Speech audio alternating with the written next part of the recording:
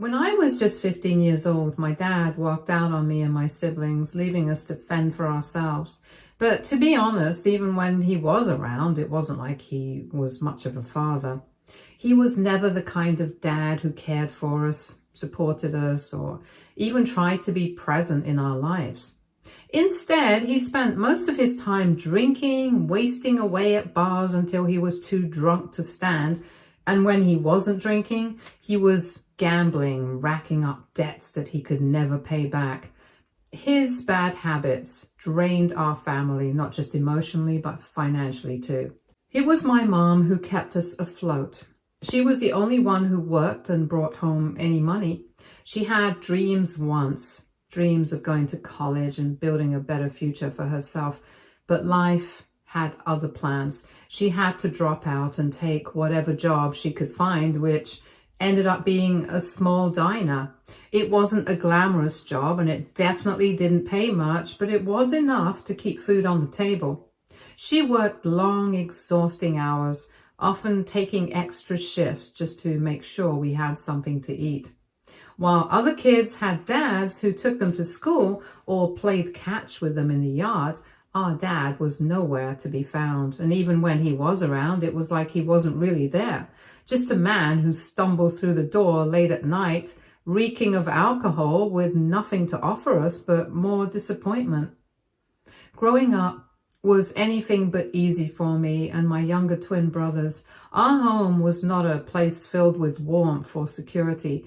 It was a place of struggle, stress, and responsibility that weighed on me more than any teenager should have to bear. Since both of my parents were either absent or too busy, I was the one who stepped in to raise my brothers. It wasn't just an occasional responsibility, it was my entire life. Every morning, I was the one who woke them up, made sure they got dressed and cooked them breakfast. I walked them to school, making sure they had everything they needed for the day. After school, while other kids were hanging out with friends, playing sports, or just relaxing, I had to rush home. My time was never my own because my mother expected me to be the one taking care of my brothers. I helped them with their homework, made them dinner, and tucked them into bed at night. I didn't get to experience the things most kids my age did. I couldn't go out after school and couldn't go to birthday parties, couldn't even just sit around and talk with friends for too long. My mother never really asked me if I wanted to take on this role. She simply expected it from me. While she was out working long hours, I was at home stepping into a role that wasn't meant for me. I wasn't just a big sister. I was their caretaker, their second parent, and in many ways I had to grow up far too fast. Because of everything that happened, I carry a lot of resentment towards my parents, but the way I feel about each of them is very different. I don't hate my mom the way I hate my dad. As much as I struggled under the weight of responsibilities she placed on me, I know she was doing the best she could. She was stuck in a terrible situation, trying to keep us fed, clothed, and safe while working herself to the bone. My dad, on the other hand, didn't even try. He wasn't just absent, he was destructive. He and my mom fought all the time, and it was never just yelling. It got physical more often than I can count. I have so many memories of her crying, of him hitting her, of the fear that would settle deep in my stomach whenever I heard his voice slurring with alcohol. He wasn't just abusive towards her. He made our lives hell too. As kids, my brother and I lived in constant fear of what kind of mood he would be in when he stumbled through the door.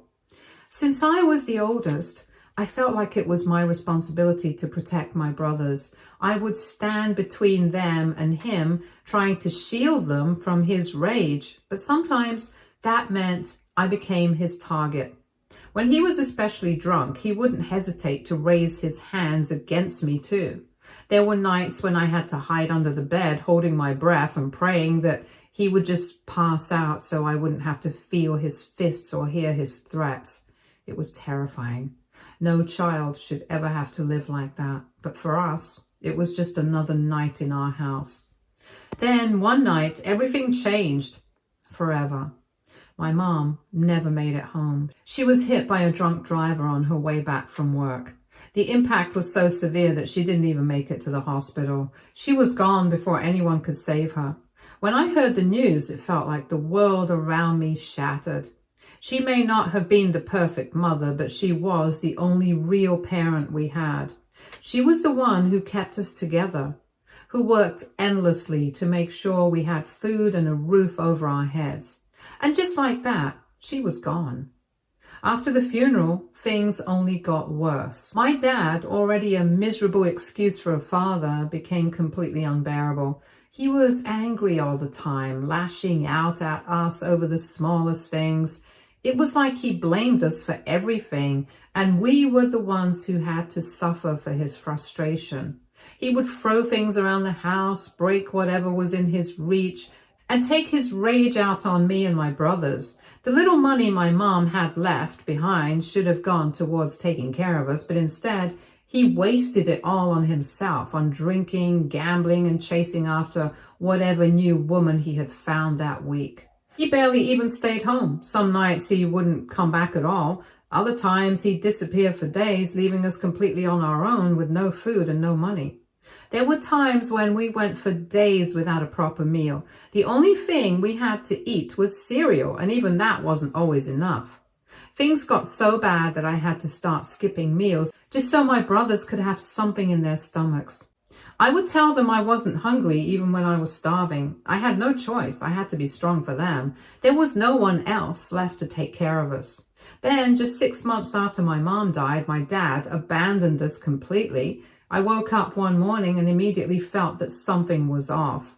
The house was too quiet. There was no sound of my dad stomping around, no clinking of bottles, no yelling. At first, I thought maybe he had just gone out early. But when I walked past his room, I noticed something strange. His closet was empty. His shoes were gone. Everything that belonged to him, his clothes, his bag, even his toothbrush had vanished.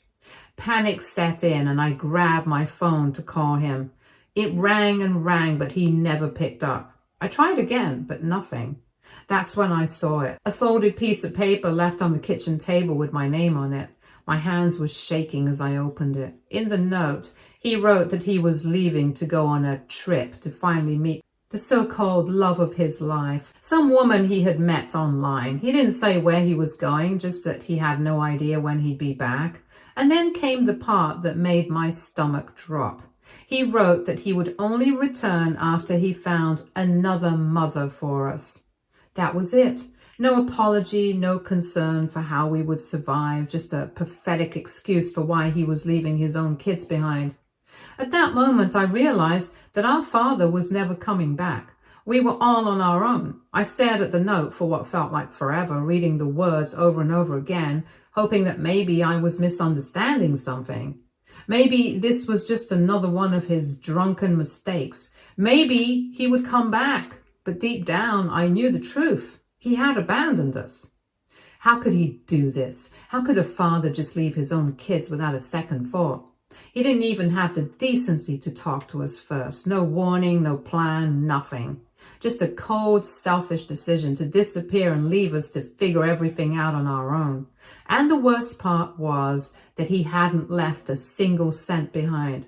No money for food, no money for rent, nothing. He had completely stranded us. My brothers were still asleep in the next room, unaware that their world had just crumbled. For the first time in my life, I was scared, not just for myself, but for my brothers. We had no one now, no parents, no money, no idea what to do next. And for the first time, I didn't have any answers. For the first week after he left, I did everything I could to take care of my brothers. I scrambled to find ways to keep us fed, borrowing money from the few kind friends I had. I told them it was just for a little while and that things would get better soon. Deep down, I was still clinging to the hope that my dad would come back, that maybe he had just made a rash decision and would realize his mistake. But as the days passed, that hope started to fade. By the second week, his phone was completely switched off. No matter how many times I tried calling, it always went straight to an automated message. He was nowhere to be found. The reality of our situation started sinking in, and it was terrifying. We ran out of food and the electricity bill hadn't been paid, so soon the lights went out. I had no idea what to do. We had no immediate family to turn to, and both sets of grandparents had passed away years ago, but I didn't know of any relatives who would be willing to help us. Even if there were any, I doubted they would want to take in 3 abandoned kids. It felt like we were completely alone in the world. At that point, I knew I had no other option. I had to call CPS. It was the hardest call I had ever made, but I couldn't let my brothers starve. When CPS got involved, they tried to track down my dad, hoping to make him take responsibility, but it was like he had completely vanished. The moment he found out that Child Services was looking for him, he went completely off the map. His phone number went out of service and no one, not a single person, had any way to reach him. I won't go into every little detail, but after that, my brothers and I were placed in foster care. And to be honest, it was horrible. We didn't just lose our home. We lost our sense of security, our peace of mind, and any feeling of stability we had left. I fought as hard as I could to keep us together. I wanted to make sure my brothers and I stayed in the same home, but that wasn't always possible. Sometimes we were split up, and those moments were the hardest. I had spent my whole life looking after them, protecting them, making sure they never felt alone, and now there were times when I couldn't even be there for them. It broke me, but I never stopped trying. The only thing that kept me going was the thought that one day I would be old enough to take back control. And when I finally turned 18, that's exactly what I did. I was officially an adult, which meant I could finally do something real for my brothers. I wasted no time. I rushed to find a job, any job that would help me support them. And as soon as I had some stability, I started the legal process to adopt them as their guardian. It wasn't easy. The process was long, frustrating, and full of obstacles. There were so many legal hoops to jump through, so many interviews, so much paperwork, but I didn't care. I had spent my entire life fighting for my brothers. I wasn't about to give up now. And then, after what felt like an eternity of waiting, I finally got the news. I was finally granted legal guardianship. They were officially my responsibility now. No one could separate us ever again. When I told my brothers about it, they broke down in tears and hugged me tightly, sobbing into my arms. It was the first time in a long time that we had cried, not out of sadness, but out of relief, out of love, out of the knowledge that no matter what, we were a family and we always would be. Ever since then, I have worked every single day of my life to make sure my brothers and I never had to experience poverty again. I didn't want us to just survive. I wanted us to build real, stable lives, the kind we never had growing up. So I did everything I could to support my brothers through college, and even after that, it wasn't easy. And I couldn't always give them everything, but I helped as much as I possibly could. Whether it was covering part of their tuition, helping with rent, or just being there for them emotionally, I made sure they never felt alone in their struggles. I wanted them to have opportunities that I never did. I wanted them to build careers, to chase their dreams, to live without the constant weight of survival dragging them down. And now, all those years of struggle have finally paid off. Both my brothers have excellent jobs, and they've built lives they can be proud of. The 3 of us still live in the same city, staying as close as ever. One of my brothers is in a loving relationship with his partner, while the other one lives in an apartment on his own. No matter how much our lives have changed, we always make time for each other.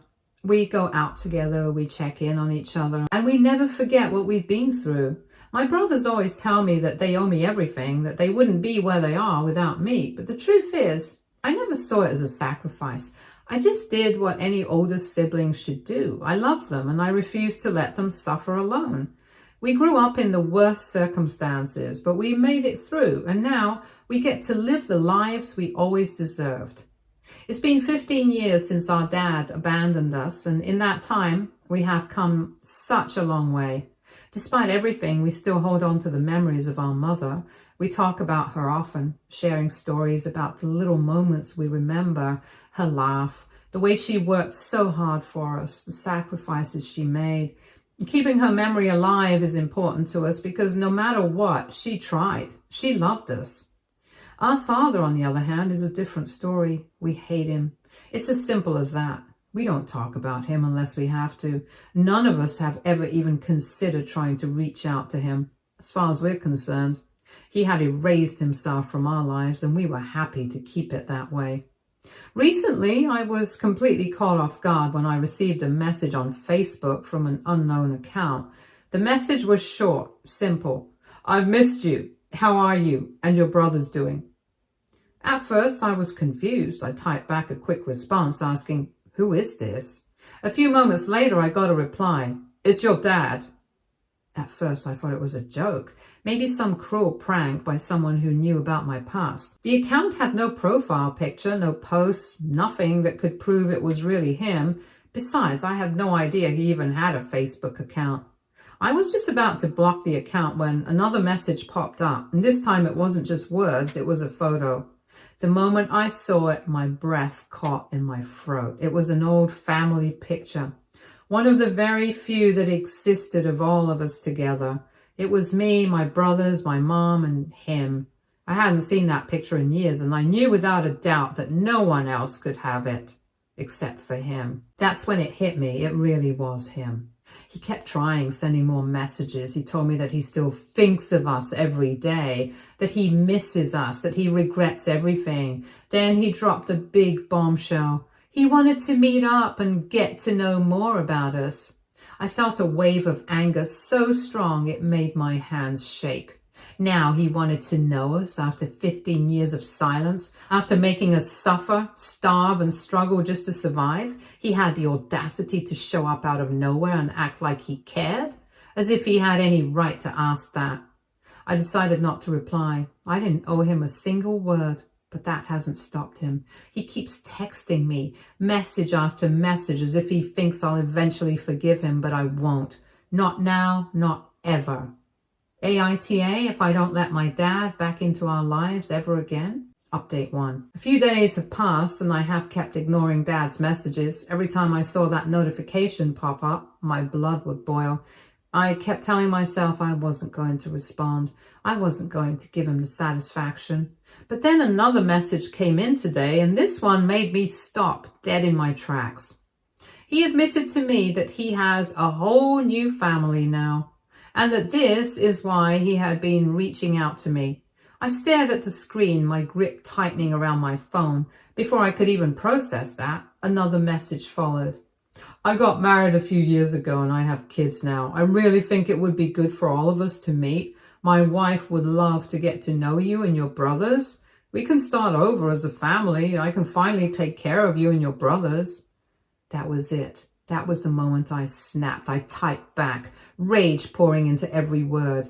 "Are you kidding me? You had the balls to disappear from our lives and leave us to starve, never check in on us, and went ahead and started a whole other family. Now, after 15 goddamn years, you want to introduce us to your new perfect little family? Does she know the whole story? Does she and your children know what you did to us?" I was shaking with anger as I typed. My heart was pounding.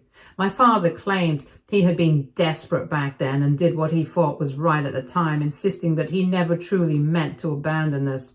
He went on to say how proud he was of me for raising my brothers, making sure we were okay, and how he had always known I was the strongest child, as if I had a choice, as if I hadn't been forced into that role because he failed us. But what angered me the most was what he said next. He urged me to keep the past hidden from his new family. His wife and kids didn't need to know everything, he argued, because some things were better left as secrets. He insisted that we didn't have to drag up old wounds and that he could start over in a positive note without dwelling on the past. That was the moment I realized he wasn't truly sorry. He didn't care about what we had been through. He just didn't want to look bad in front of his new family. He wanted us to pretend none of it had happened, to erase the suffering he had caused so he wouldn't have to feel ashamed. The sheer audacity of his words sent a fresh wave of rage through me. He wanted to rewrite history for his own comfort, but we didn't have the luxury of forgetting. We had lived that nightmare. We had fought through it. And now, after 15 years, he expected us to ignore it so he could play happy family? I refused to let him have that. With my hands shaking, I blocked him, this time for good. Let him enjoy his perfect little life. I wanted no part of it. We don't need to meet your wife. We don't need to meet your kids. We don't need you at all. You weren't a father to us back then when we needed you the most, so don't come crawling back now, acting like you care about us now. You don't get to start over just because it's convenient for you now. He read my message almost instantly, and for a moment I thought maybe, just maybe, he would finally admit he was a selfish person. Maybe he'd own up to the fact that he had failed us. But instead, he responded with the same fake concern. I understand you're upset, but please just think about it. My wife really wants to meet all of you. I just shook my head at his audacity. There was nothing left to say. After that, I blocked him on Facebook. This man wasn't my father. He was just a stranger who happened to share my DNA, and I wasn't about to waste another second of my life on him. Update 2. Even though I had blocked my dad, he wasn't ready to give up so easily. Since he couldn't get through to me anymore, he did the next thing I had feared. He reached out to my brothers. I hadn't told them about the messages he had sent me because I didn't want to burden them with it. They had moved on from that part of our lives, and I saw no reason to drag them back into it. But my dad, being the selfish man he always was, doesn't care about what was best for them. He only cares about what he wants. So, out of nowhere, my brothers received messages from him. Just like me, they were completely caught off guard. Dad sent them the same pitiful apology he had sent me, talking about how much he missed them and how he wanted to make things right. He even told them that he had first reached out to me, but that I had ignored him and blocked him, making it sound like I was purposely keeping him away from them. He painted himself as the poor, regretful father who just wanted to reconnect, while I was the cruel, unforgiving child who was standing in his way. And in a way, I was keeping him away from my brothers. But not because I was being selfish or petty. I was doing it to protect them. My brothers had already suffered so much because of him. The trauma he had left us with didn't just disappear overnight. We had spent years trying to heal, to build our lives, to move on from the pain he caused. And now that they were finally happy, finally stable, he wanted to waltz back in and act like he had the right to be part of their lives again. When my brothers told me about Dad reaching out to them, they admitted they weren't sure how to feel about it. Unlike me, they didn't have many memories of our parents together. They had been so young when everything happened, and most of what they remembered about Dad was the pain he caused us. They didn't have any happy memories of him, no moments of warmth, no fatherly affection, nothing that would make them want to reconnect. All they really knew was that he had abandoned us when we needed him the most. So they made one thing very clear. They didn't see the point in trying to build a relationship with someone who had never been there for them. In their eyes, he wasn't a father, just a man who happened to share our DNA. He had never cared for us, never looked out for us. And now that we had grown up and built our own lives without him, there was no reason to suddenly welcome him in. They weren't interested in his apologies or his excuses, and they definitely weren't interested in meeting his new family. This is why, unlike me, they had no hesitation to block him. They didn't even feel the need to respond. After all, he wasn't worth the energy. He had already proven what kind of person he was, and they had no intention of giving him a second chance. I felt relieved, not because I had wanted to make the decision for them, but because they had come to the same conclusion I had. He had left us behind a long time ago, and now we were leaving him behind for good. Update 3. A few days after my brothers blocked Dad, I received a new message request on Facebook. When I clicked on their profile, I realized it was from my dad's new wife. Since Dad was blocked, I guess she figured she could reach out to me instead. She introduced herself and said she had heard a lot about me from Dad. She mentioned that she would love to meet me in person and get to know me better. Immediately, I felt uneasy. Something about this felt off. Why were Dad and his wife suddenly so desperate to meet me and my brothers? What was the real reason behind all of this? I decided to be direct. I asked her to stop with the small talk and tell me what was really going on. At first, she hesitated, dodging the question with vague responses, but after a little coaxing, she finally admitted the truth. Dad was sick. He had kidney failure and was in desperate need of a new kidney. And just like that, everything clicked into place. This was why he had been reaching out to us after all these years. It had nothing to do with guilt, regret, or wanting to make amends. He didn't care about reconnecting with us. He just needed something from us, something that could save his life. As if that wasn't disgusting enough, his wife then admitted that she didn't want her own kids to have to go through with the transplant since they were still young. Instead, she was hoping that I, as the oldest, would step up and help my father. She even had the nerve to say that she didn't want to lose her husband and that she needed my help. I was stunned by the sheer audacity of it. This woman, who I had never met in my life, was asking me to risk my health for the same man who had abandoned me and my brothers, the same man who had left us to starve, who had beaten us, who had treated us like we were nothing, and now, because he was facing the consequences of his own actions, I was suddenly supposed to step up to save his life when he never once cared about ours. After everything he had done, after all the suffering he had caused, was this the only reason he wanted back in our lives? Not to apologize, not to make amends, just to use us one last time. I told her that if she was so desperate to save him, she should do it herself because we weren't going to lift a single finger to help him. Then I warned her, if she or my father ever dared to contact me or my brothers again, I would take legal action against them. I didn't care what it took. Restraining orders, harassment charges, whatever was necessary. We had spent too long rebuilding our lives for them to come back and drag us into their mess. This was the last time they would ever bother us. Without waiting for a response, I blocked her, just like I had blocked my father. Stay tuned for more stories from our girl relationships.